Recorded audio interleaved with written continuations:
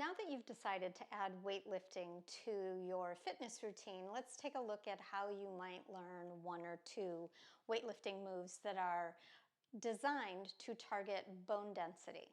I'm going to start you with the lunge. Most of you are familiar with a lunge. Sometimes what happens is we have a really short stance in our lunge. I'm going to encourage you to try to find a good long stance if you can. I love to start people stepping back into their lunge rather than forward. You actually have better balance, most people do, going this direction. Feel free to have a wall or a chair, a stable chair nearby to hold on to if you feel like you might be balance challenged in stepping back. And it's totally okay to edge your way back as well. So our goal here is we're going to piston lunge. We're going to go straight up and down with our torso. Very first thing I want to do is make sure that I'm on train tracks and not a tightrope. So if you need to, hold on to something and just check out behind you. I might go a teeny bit wider. And now I'm ready to go again. So my chest is facing forward and I'm not going to try to torque my pelvis into facing forward. I'm just going to ask myself to plug my femur, my leg, into my hip socket, and that'll get my pelvis generally where I want it to be, and my leg is pretty secure. I may need to feel like I need to tuck my tail a little bit. It's really just taking you out of this anterior tilt and getting you into neutral. So if somebody says to you, tuck your tail, they're not asking you to get into a full-on posterior tilt. We're just trying to get into neutral.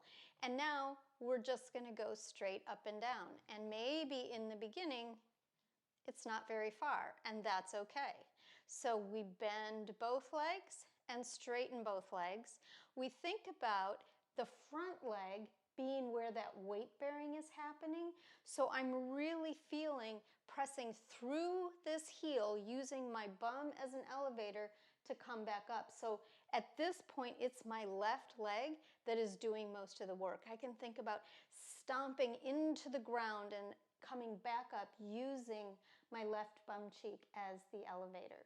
So what happens after we've mastered that? I get people to go to a resistance band. I'm going to switch sides just so that I don't get overly worked out on one side only. So again, stepping back into my lunge, I'm just going to create a little resistance with this band. So I know I've got my legs on train tracks. I plug in this femur. I feel a little tuck in my tail to make sure that I'm actually just in neutral. And now I'm going to hip hinge over and grab this weight or this band really low so I've got some good resistance going on, and I'm going to go down and back up again. So now the pressing up really feels more resistance. It's harder for me to press up because I'm holding on to this doubled up resistance band, but it's still the same thing. I'm going to press through my right heel, feel my right butt cheek as the elevator to come back up. So really concentrating on that front foot and maybe checking in, maybe I need to hold the weight here, the band here, so that my knee doesn't collapse in. Always an extra added pleasure to make sure we're doing everything okay there. So once we've done that, we're ready to add weight. You can hold your weight in any number of ways. Sometimes people start out holding one weight. Sometimes we just start right away with two. These look big, but they're just 5-pound weights. So let me give you a look from a couple of directions as to how this would go. Same parameters as always, plugging in the femur, tucking my tail a little bit so I feel like I'm in neutral, and then finding that place where I can go up and down. So in this move, we are loading the hip. There's more loading happening on the front hip. It doesn't matter if you hold the weights here or here, both work. And if you have issues with your toes, I oftentimes suggest to people that they can curl up their mat, So we could just get a little more thickness here, and that actually can help you with your back foot. So if your back foot is having trouble with that flexion, you'll be able to go lower if you use a little padding on your back foot. So that's just a nice little hot tip there.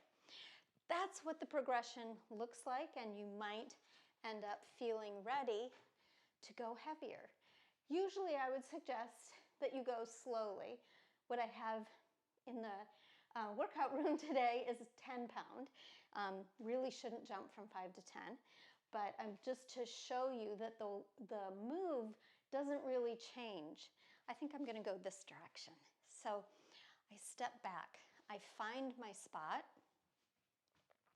plug in my femur, everything stays the same, little tuck in the tail, and I go down and up.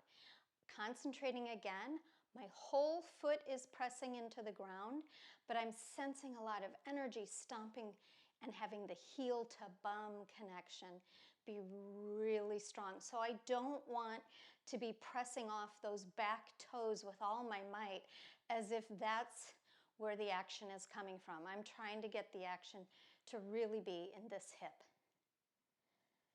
Good. So that's a quick little brief tour of what you can do when you add weightlifting. And then I want to show you just one simple extra thing. Another one of our moves is the overhead press. We get into it, well actually, I'll show you right from the beginning. We get into it with resistance bands in the first place. Now you can do one side, you can do both. I'm just going to step on it and show you what it looks like when we're learning to do an overhead press. We would do it without weight, finding where can we go, keeping our ribs in our body. So really nice neutral alignment, the full foot on both sides. And then we might just go to one arm with the resistance band, and maybe I'm gripping the resistance band. There we go, got it gripped. And I may be pressing really hard into that right foot as the right arm goes up overhead. Now I've already done some mobility work and found the best way for me to get my arm as close to my head as possible. Sometimes we start out here, but we really want to be here and then slowly go down. So we punch up, slowly go down, trying to maintain a neutral spine and keep your ribs in your body. Once we've achieved that, we move to your weights. I like to hold a weight in one hand while I work on the same move with the other hand. So the reason I'm going here and showing you this is I want to show you how your weightlifting can become compound movements. So you'll start and learn every single distinct exercise, but then eventually you're in a place where you may actually be going down and coming up. So then this becomes a compound exercise. So we can string things like this together into a bit of a flow, and you can have tons of fun.